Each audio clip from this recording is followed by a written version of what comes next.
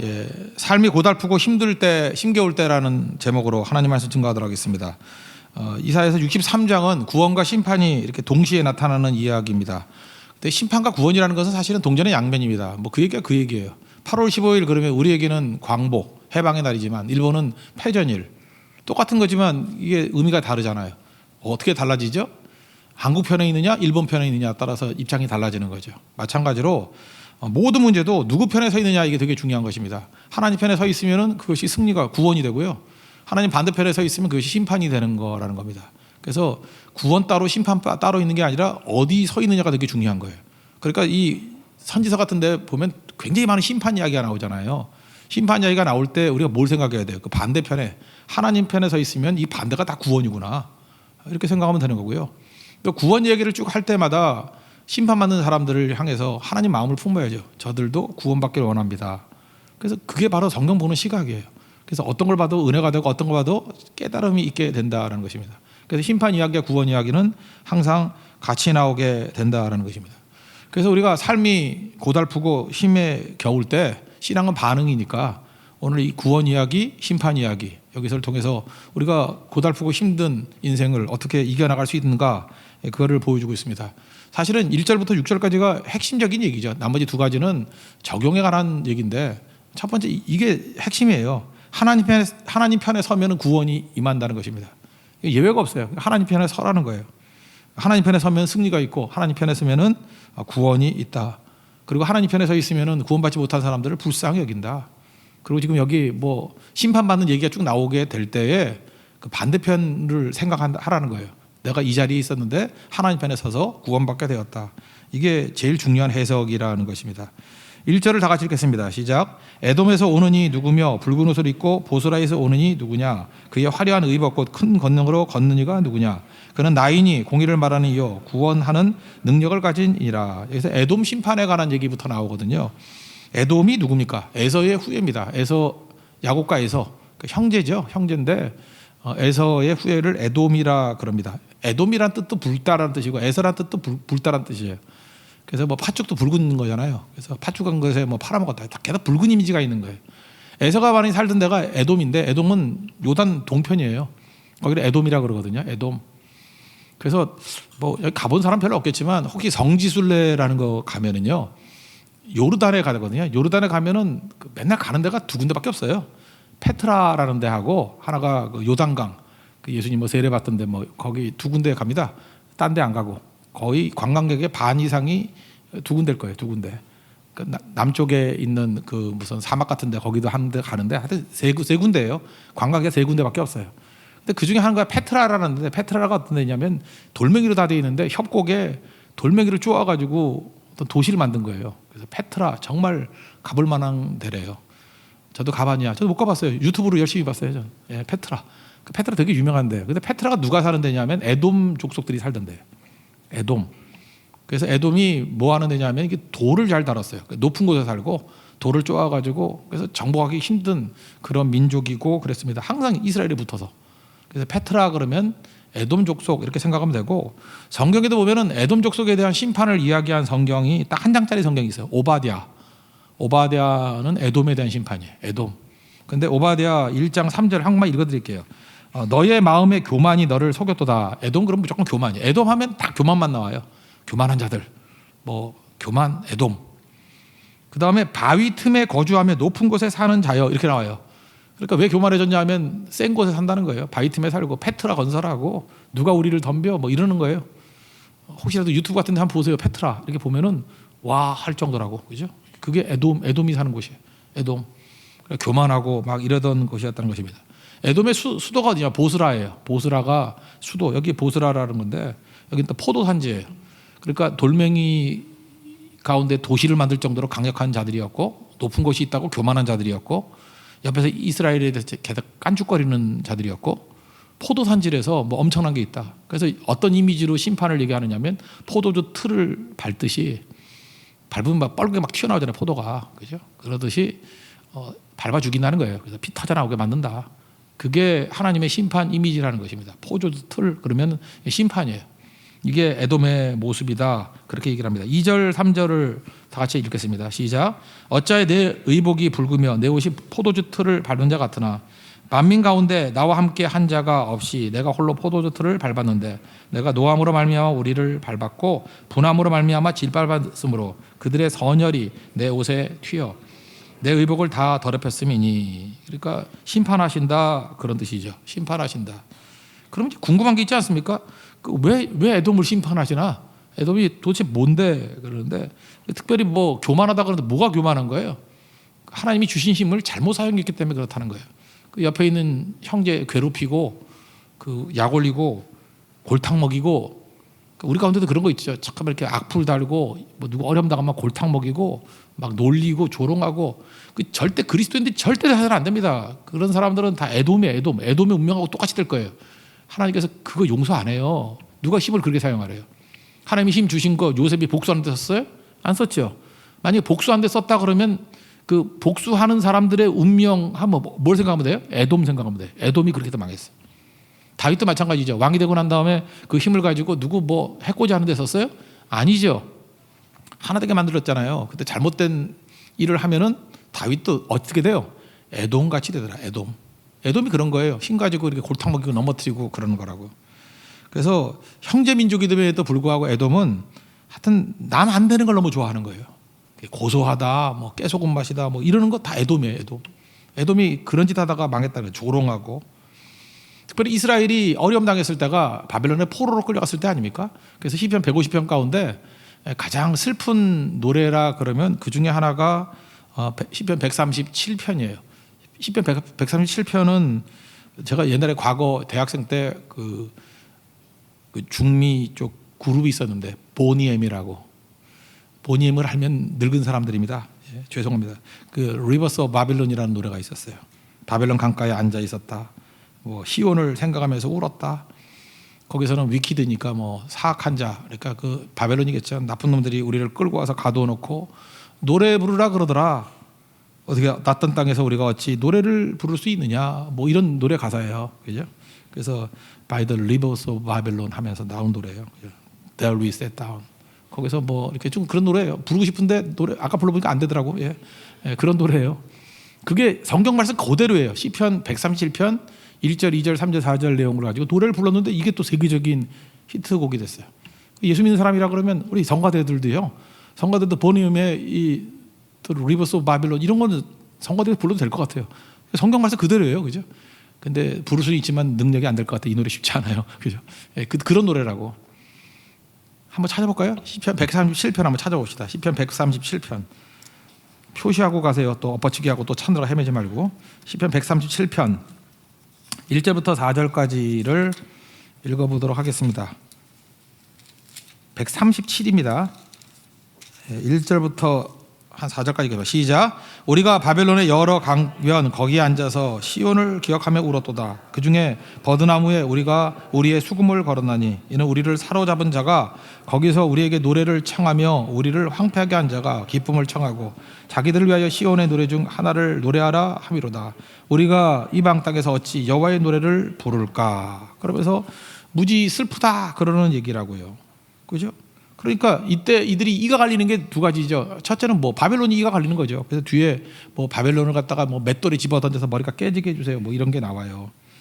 그 8절 한번 볼까요? 8절, 9절 시작. 멸망할 딸 바벨론아, 내가 우리에게 행한 대로 내게 갚는 자가 복이 있으리로다. 내 어린 것들을 바위에 메어치는 자는 복이 있으리로다.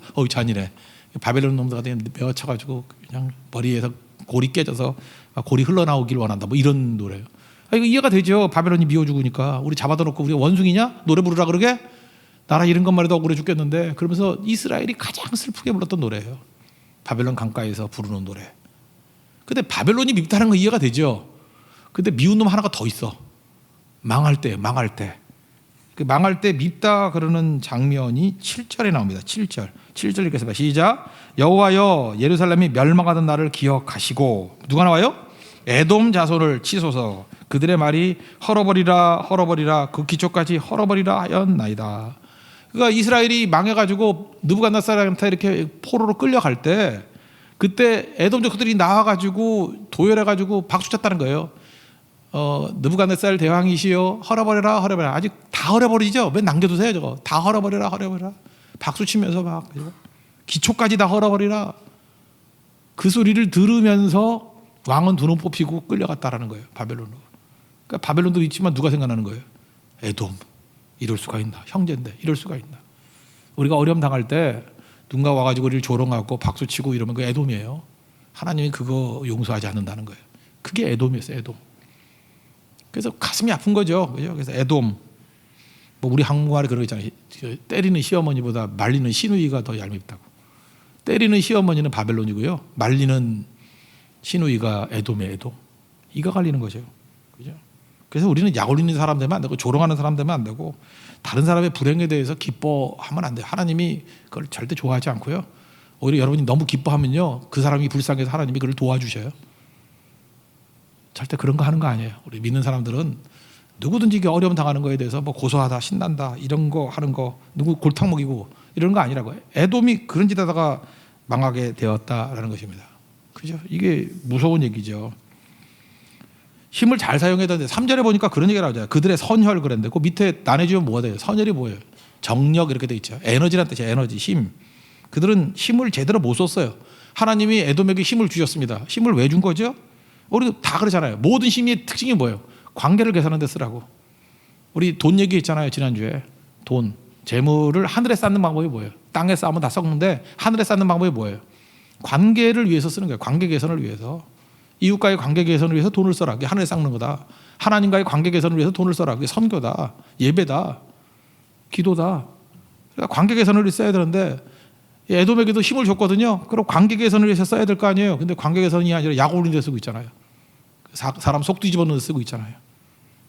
그러면 이게 심판이 임한다는 거죠. 이거 그러라고 힘 줬니? 이런 거죠.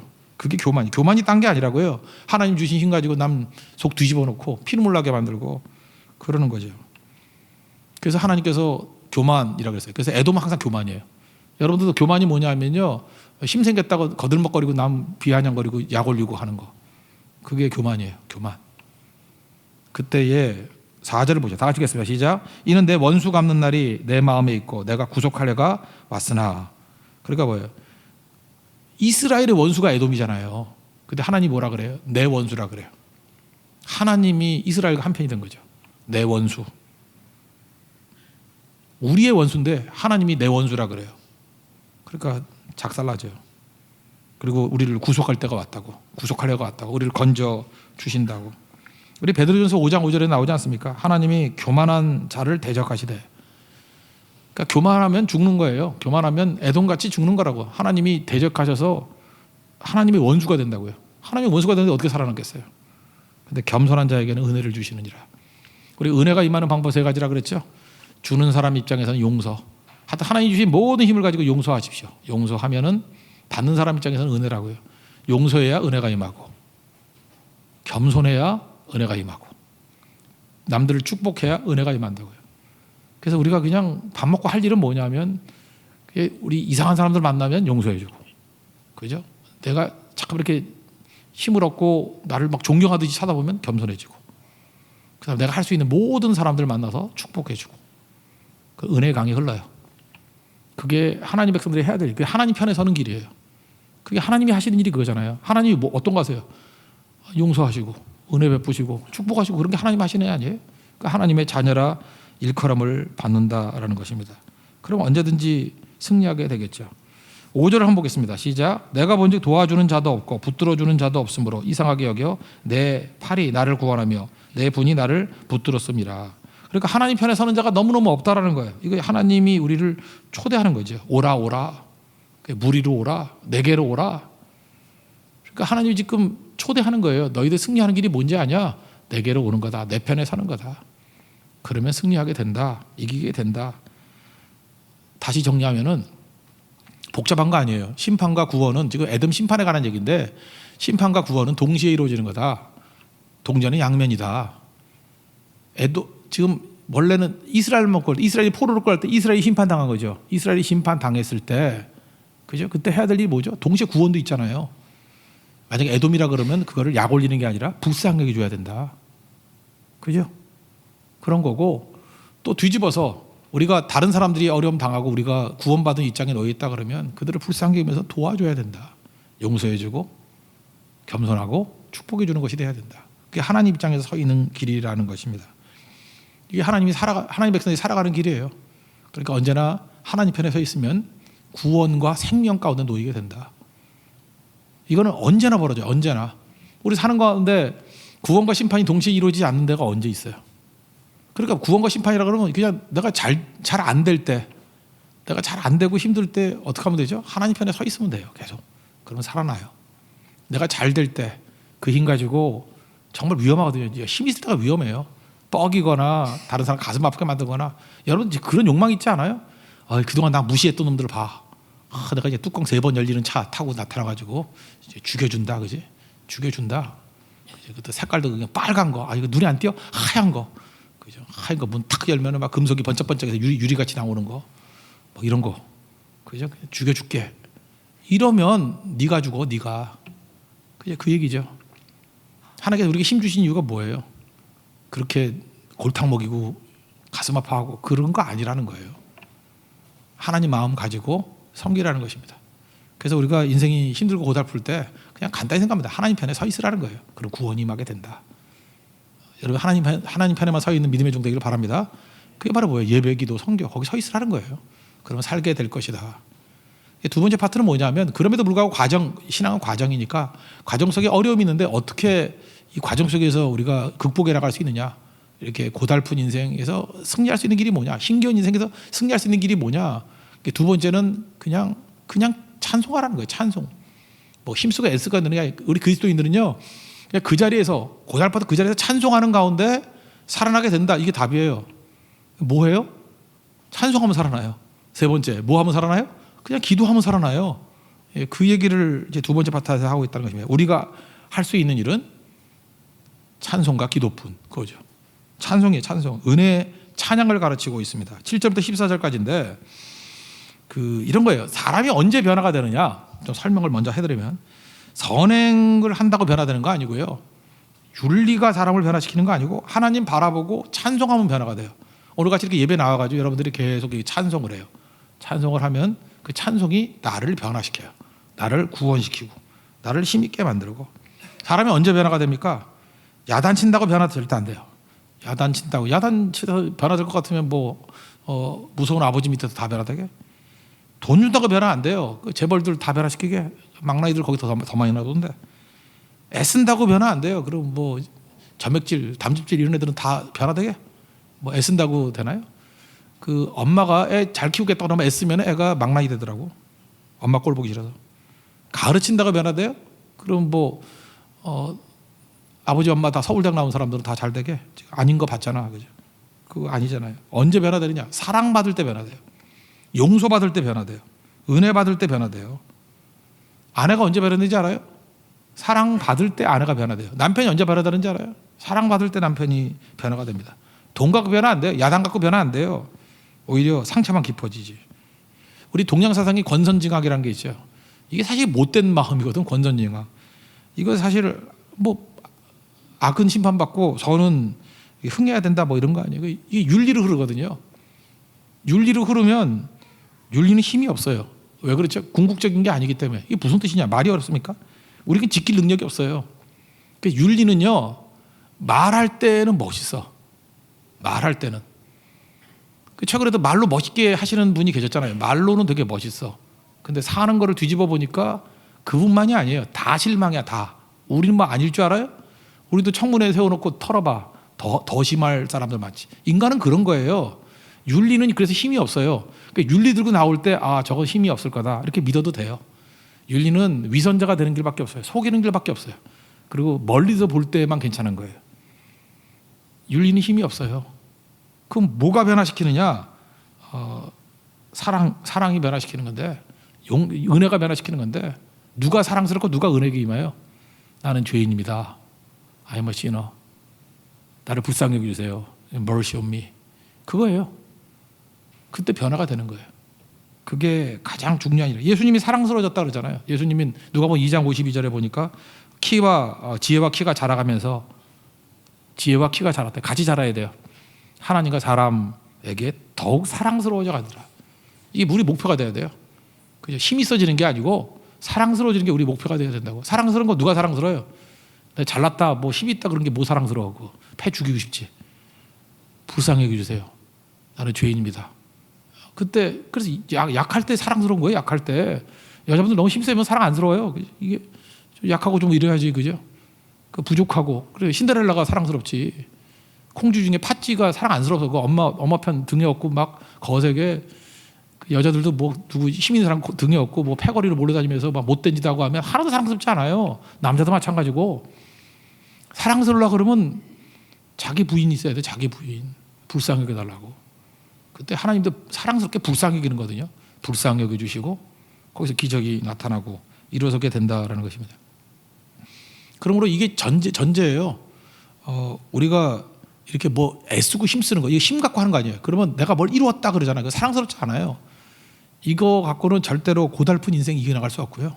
힘겨운 삶을 이겨나갈 수 없어요. 그냥 하나님 은혜를 찬송하는 거예요. 하나님 주신 은혜가 감사합니다. 감사하는 거죠. 감사하고 찬송하고. 그게 살아가는 길이라는 것입니다. 그 사람 변화시키는 거 봐요. 그 요한복음 8장 보면 현장에서 간음받다 잡힌 여인 어떻게 변화됐죠? 돌로 쳐 죽인다고 변화되나? 정죄한다고 변화되나? 우리 이만 갈지. 예수님 뭐라 그래요? 뭐 이름 써가지고 뭐 아마 사람들 이름 썼을 거야. 땅바닥에. 뭐 그래서 써놨겠지. 너 뭐 어디서 돈 해먹었지? 뭐 너 누구하고 뭐 먼지 됐지? 이렇게 죄들. 그러니까 부끄러우니까 다 도망쳤는 것 같아. 그 말이 제일 일리가 있더라고. 다 가버렸어요. 죄 없는 자가 돌로 치라 그랬더니. 근데 묻죠. 너 정죄하는 사람이 있냐? 없습니다. 8장 11절 보니까 나도 너를 정죄하지 아니하노니 다시는 죄를 범하지 말라. 이때 변화된 거 아니에요? 탕자도 마찬가지고. 탕자가 언제 변화됐어요?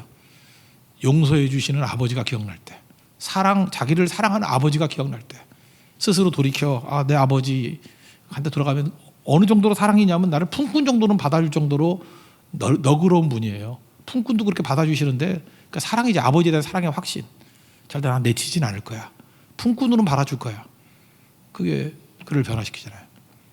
그러니까 여러분 잊지 마십시오. 우리가 변화되는 게 은혜 구하는 자가 변화가 되는 거예요. 그러니까 은혜 구하는 게 뭐죠? 있는 자리에서 찬송하는 거예요. 하나님 은혜 주십시오. 불쌍히 여겨 주십시오.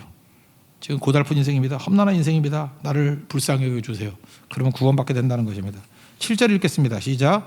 내가 여호와께서 우리에게 베푸신 모든 자비와 그의 찬송을 말하며 그의 사랑을 따라 그의 많은 자비를 따라 이스라엘 집에 베푸신 큰 은총을 말하리라. 이게 뭐예요? 큰 은총, 사랑, 이거를 찬송하고 있겠다. 그런 거죠.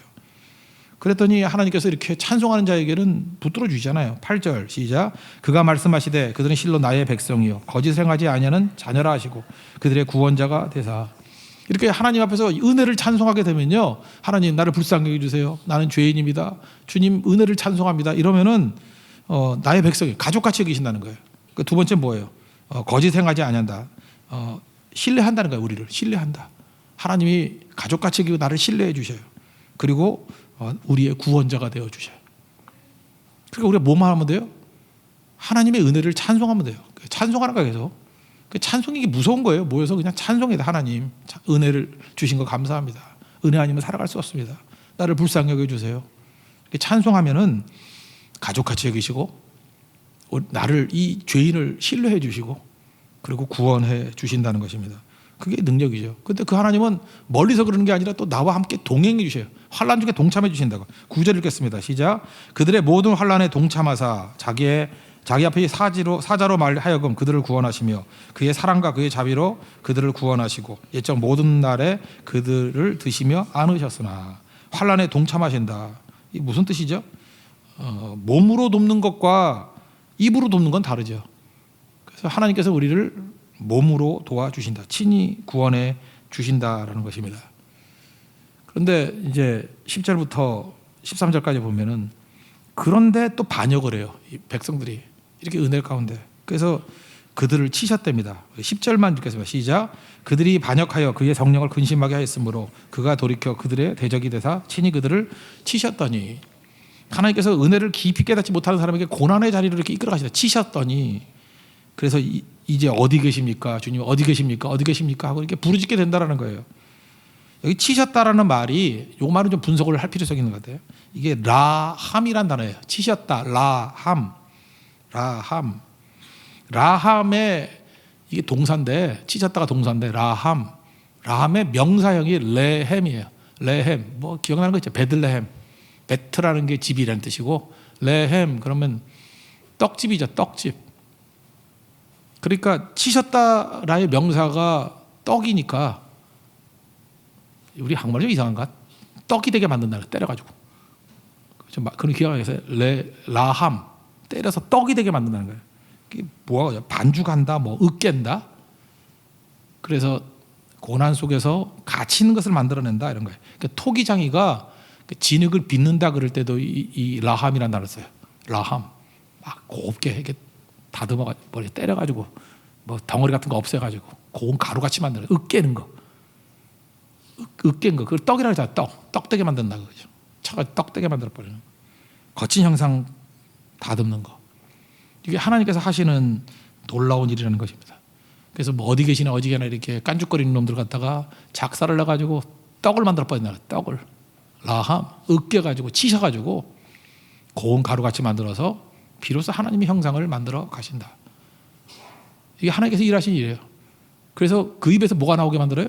언제가 우리 완성이냐면 찬송하는 거예요. 원망하지 아니하고 하나님을 찬송하게 되면, 빨리 찬송하면 빨리 지나가요. 빨리 찬송하면 다 극복하게 된다는 거예요. 그래서 고달픈 인생길에서 뭘 배워야 되냐면 찬송을 배워야 돼요. 감사를 배워야 돼요. 힘들죠? 찬송하십시오. 벗어나요. 힘들죠? 감사하십시오. 벗어나요. 이거 사도행전 16장에서 사도 바울과 실라가 그랬잖아요. 뭐 고달프잖아. 착고에 매여가지고 깊은 감옥에 있으니까 고달픈 인생길. 그죠? 힘겨운 오늘 어떻게 살았어요? 찬송했어요. 찬송. 그랬더니 하나님의 도우심이 있고 길이 활력 열려버려요. 어떻게 열리는지 보십시오. 14절 다 같이 읽겠습니다. 시작. 여호와의 영이 그들을 골짜기로 내려가는 가축같이 편히 쉬게 하셨도다. 주께서 이와 같이 주의 백성을 인도하사 이름을 영화롭게 하셨다이다 하였느니라. 이 골짜기라 그러는데, 이 골짜기는 이스라엘의 그 지형을 좀 알아야 되는 것 같아. 이걸 요즘 말로 와디라 그래. 와디. 비가 오면은 와르르 물이 와가지고 이렇게 물길이 생겨요. 그래서 강은 강인데 보통 때 비가 올 때만 물이 흐르고 보통 때는 물이 안 흐르는 강을 와디라 그래. 와디. 그 와디라는 단어의 번역을 골짜기라고 하는 거예요. 그러니까 이 골짜기니까 보통 그 대상들이죠. 캐러반들이 어디로 다니냐면 이 와디로 다녀요. 비가 안 올 때. 이 와디는 골짜기인데 물길이니까 길이 잘 뚫려 있고 평탄하고 그런 곳이에요. 단 약점이 뭐죠? 나만 편한 게 아니라 도둑도 편하죠. 그러니까 도둑이 많아요. 그래서 시편 23편에 보니까 내가 사망의 음침한 골짜기를 다닌다 할지라도 해가 두렵지 않은 것은, 이런 일 나오죠. 그 와디에 와디.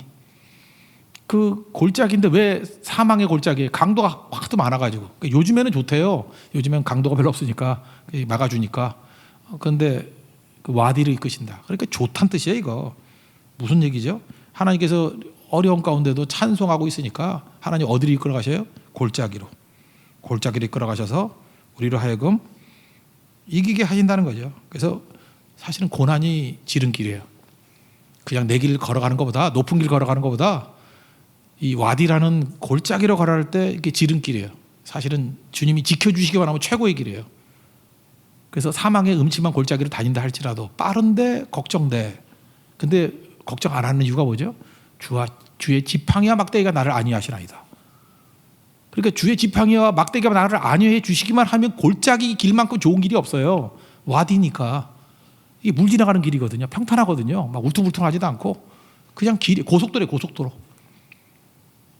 그런 얘기예요. 그러니까 여러분 인생이 고달파도 하나님이 찬송할 때 도와주시거든요. 찬송할 때 불말과 불병거로 우리가 함께 해주시거든요. 그러면 믿지 않는 사람이 볼 땐 되게 위험한 길인데 하나님이 도와주시면 그 길이 지름길이고 고속도로예요. 여러분 믿습니까? 그래서 찬송으로 돌파하는 거예요. 인생은 감사로 돌파하는 거예요.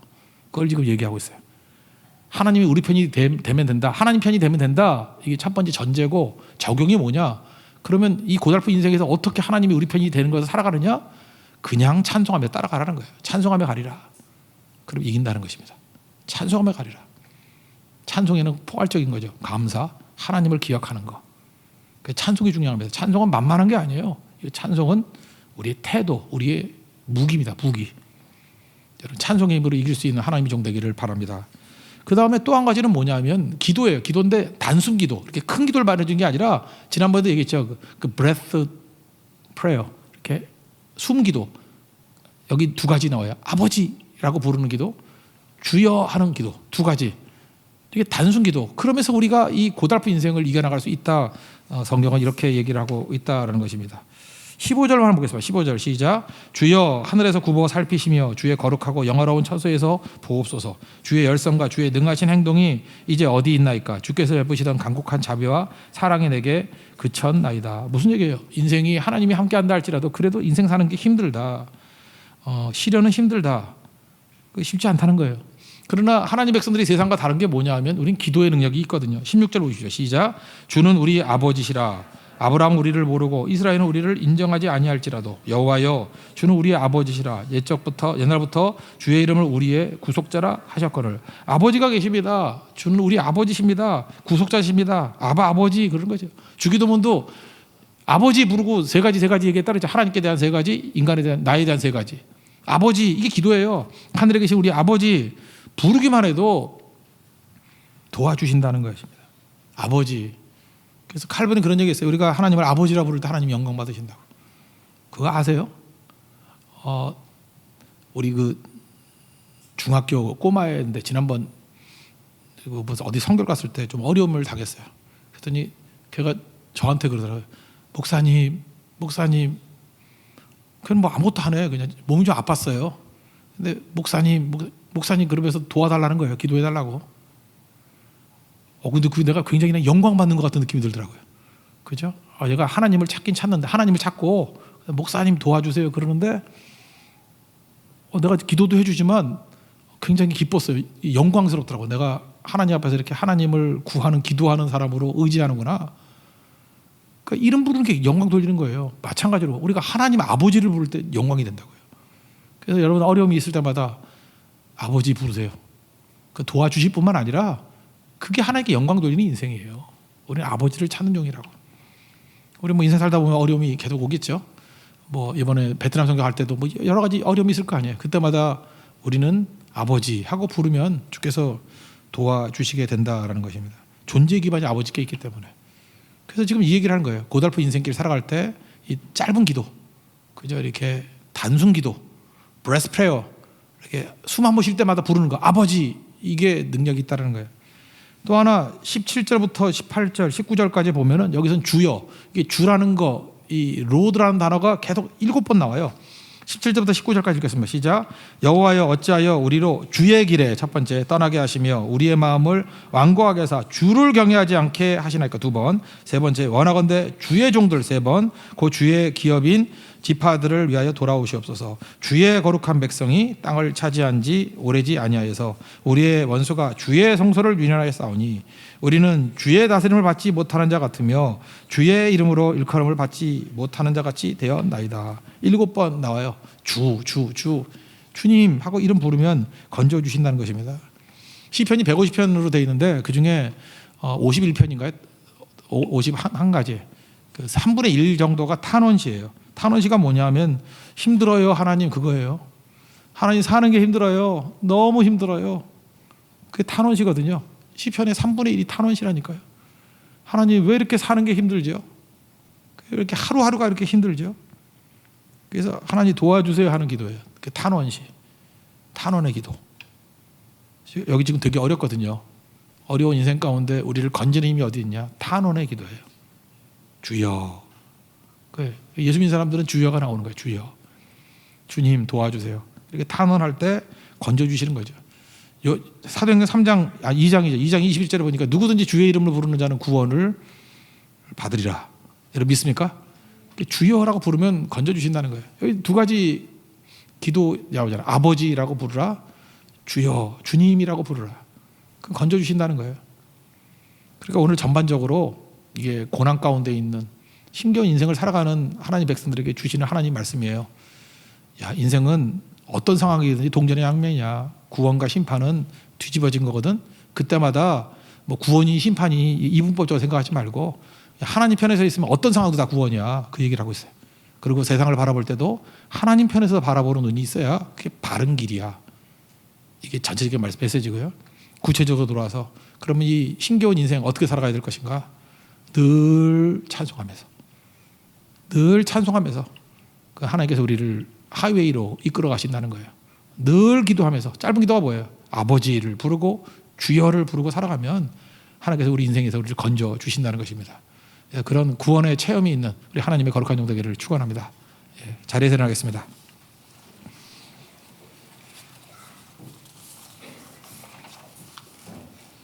아바 아버지 찬양하겠습니다.